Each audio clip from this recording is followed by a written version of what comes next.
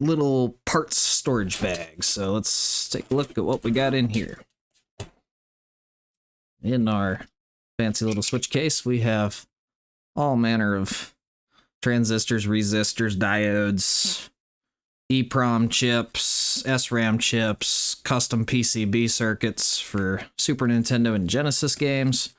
But what we're interested in right now, I need a couple things. I need my flush cutters. We're going to use those in a little bit.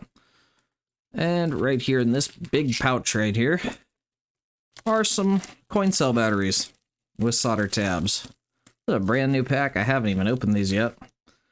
Link down in the description, guys, so that you can go ahead and buy some of these yourself, do your own carts, save yourself from getting somebody else to do it. I buy these in bulk off of AliExpress. Typically speaking, they'll run, you know, what, like 20 bucks for, I don't even remember what I paid. I paid like 20 bucks for like 16 of them. Like less than $1 a battery.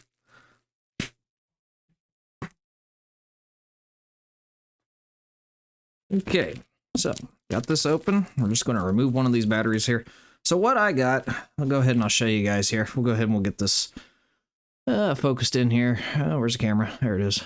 All right, so what we got here is we got a typical 2032 CR battery. Get my ring light turned on here so you guys can really see. There we go. All right, and the nice thing about this guy is that he's got these little solder tabs on him here, right there and there. And we're just going to actually bend these outward. We won't do that right yet. I'm just going to set this right over here. You guys will see it the whole video. It's just going to sit there. Let me put my batteries back in my little pouch here. Everybody say goodbye to the repurposed Nintendo Switch case. It will take some refuge underneath my desk here. All right, so first thing we got to do is we got to remove this old battery. Now, the way we're going to do that, you could do it two ways. You could use a desoldering iron or a solder sucker. Your choice. In my case, what I'm going to do is I've actually got my soldering iron here, and I'll post a link to it as well in the description. But I've got my soldering iron here, preheated up. And what I also have is I have a nice container of desoldering wick, desoldering braid in this case. All this is just some tightly woven copper braid that is going to essentially just suck the solder right off of these two contact points. And the way that you do it is you just heat it up and then the solder just flows into the solder braid, effectively removing the solder and undoing the connection. So we always start by tinning our iron. Make sure it's nice and hot. Okay, it's all good. One other thing that you guys might want to use, and I do highly recommend using it, is some solder paste or flux, however you choose to describe it. I'm actually going to use it in combination with my wick here. Basically, what this stuff does is it just helps the solder to flow to a certain area. And that's what we want it to do. We want it to flow to this braid. So, we've got our braid. It's been put through our flux paste here. I'm going to push my flush cutters out the way a little bit. And then all I'm going to do is I'm actually just going to lay this across a connection and heat it up. And you guys should see that it just melts right on there. Leave it for a couple seconds, drag it back and forth, and that will actually solidify on there and remove some of the connection. So we're just going to do that one more time here, just to make sure that that gets all nice and clean. Go ahead and cut that off. Yes. Wait, why was I using my fingernail clippers? I got my flush cutters here. If you guys don't have a pair of flush cutters, fingernail clippers work just as well. Yep. Times are hard. The economy is taking a crap, and, you know, not all of us have money for new tools. So make do with what you got, guys. You know, find reasonable facsimiles for stuff. Obviously, you know, don't go cheap on your solder iron or your solder for that matter. But I mean, things like flush cutters, hell, fingernail clippers work just as well, and I'm certain everybody should have a pair. All right, go ahead, heat this up again. Get that nice and in there. All right, it seems to be removing it. So what I'm actually going to do at this point is I'm just going to kind of hold it. I'm going to heat that connection up one more time. And I'm just going to lift up on it so that it disconnects there. You guys can see that. Nice, clean disconnect. We didn't damage it or nothing. Now, because it's already disconnected, we should be able to heat this other one up and just kind of apply some pressure and lift that one right off. So there goes that old battery that doesn't work anymore. Clean our iron off here. And what I'm going to do is I'm going to get a Q-tip, a little bit of rubbing alcohol. We're going to clean these contacts up just a little bit, make sure that there's no residue on them. Because you will have that old paste, old flux paste, old, residue left over. So we're just going to clean them up real quick here. Make sure they're nice and clean so that new solder will adhere. Okay. That's all nice and clean now. Perfect. Okay, so it's been sitting over here the entire time. Here's the new battery. So, first thing you gotta do is you gotta identify which side is positive, which side is negative. The side with all the writing is positive. You can see the... Hopefully you can see, kind of. If I don't get too much of a glare on it, you can see the plus marking right there above the CR 2032 writing, right underneath the foot there. That means that the bottom half here that has all the little, what do I want to call that? Almost like braille, is the negative side terminal. So we're going to fold out the negative side terminal. We are going to then fold out the positive side terminal. Top of the battery is positive, bottom of the battery is negative. And then if we look at our board here, we can clearly see if I can get you guys focused. Focus, please. Focus. Focus, please. Come on. Focus. Well, you're going to have to just trust me because it's not focusing all that well. This icon right here, next to this solder pad, that has a plus in that little circle there. So that indicates that this connection up here is where positive goes, which means the negative goes down here. Positive, positive, negative. All right. So that said, that means that positive is going to go here, negative is going to go there. It's going to sit just like that. Okay. Well, looking at it, this terminal's not quite making contact, so I'm going to just bend it back down a little bit. Now, it's okay if these feet or legs are a little long. Having a little bit of overlap is just fine. So what I'm going to do is I'm going to take my finger. I'm going to just rub it around in this flux paste a little bit. There we go. And I'm just going to apply some to these contacts. Now, yes, I know we just cleaned these, but we're putting new flux paste on and new solder on. So that all said, we're also going to dunk the legs into the solder here. I just kind of push them into the solder paste. Solder paste, not solder. All right. Going to lay it in the proper alignment. Okay. Let me go ahead and get this zoomed in a little bit for you guys, so y'all can see what I got going on. There we go. This is really hard for me to work in this angle. All right, so you guys can see the positive terminals here facing you. So I'm going to make sure that my iron is still heated. It has been cleaned. We are going to go ahead and re-tin it. Okay, iron is tinned, prepped. So all we're going to do is we're going to heat this up, apply some solder. Make sure that the connection The terminal's in there. There we go. That one is soldered down. Now, this does not have to be exact.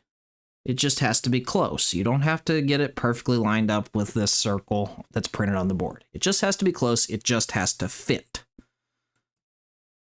So don't let anybody bullshit you about that. Done hundreds of these. All right. We've got that one on. Let's go ahead. We'll get this one on. Heat up the contact point. Flow some solder. Make sure that the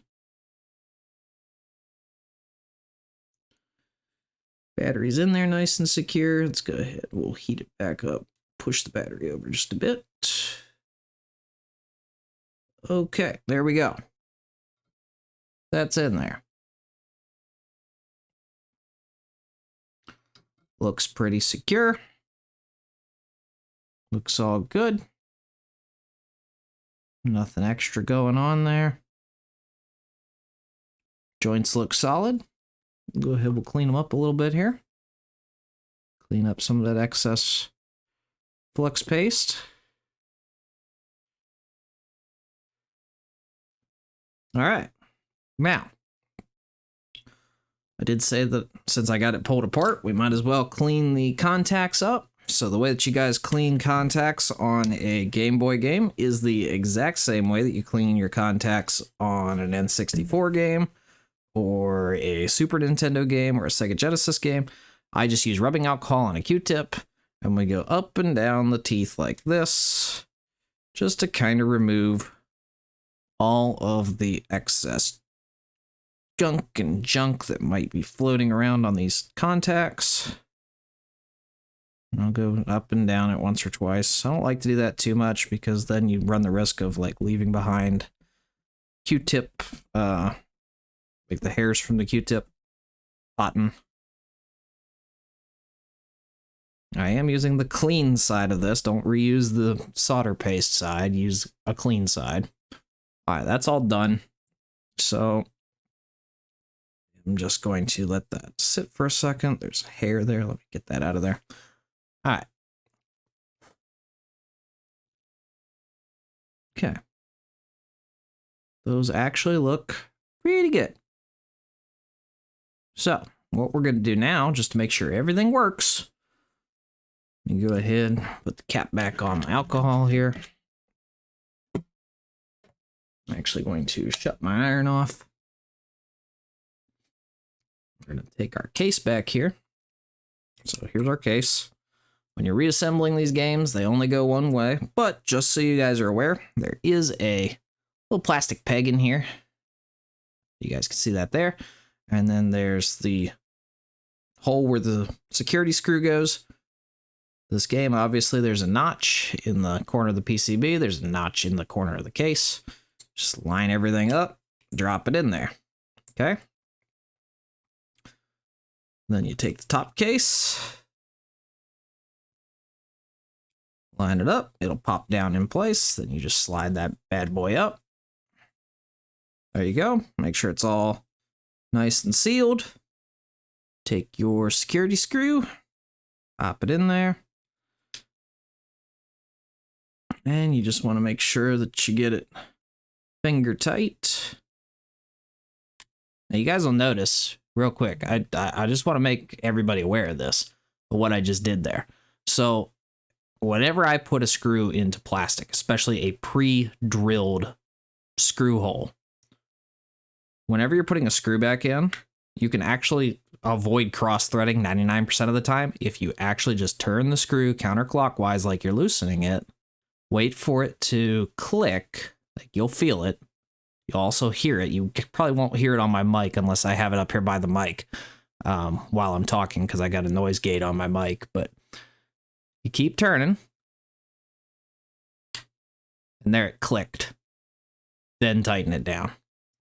Doing that will save you from cross-threading those holes 99% of the time, and you just really want to be really careful about that because you don't want to ruin the pre-drilled hole because otherwise you're not going to get it re-secured.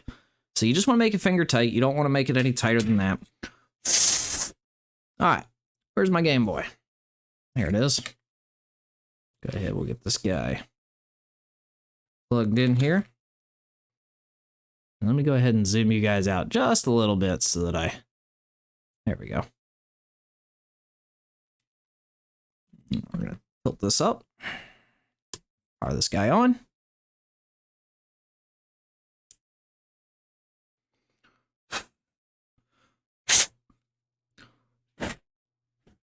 Old games, old Game Boys, sometimes they just don't work the way you expect them to. All right, there we go. So we're up and running. Bring this down here so you guys can see it. All right. So right off the bat, of course, we don't have a save file. Go ahead and we're just going to accept defaults again.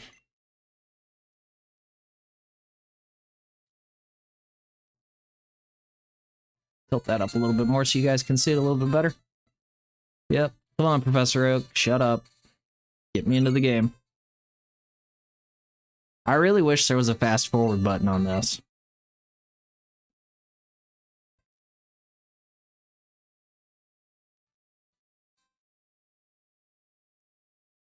Alright. My name. I don't want to take any longer than I have to. Yep, my name is Silver.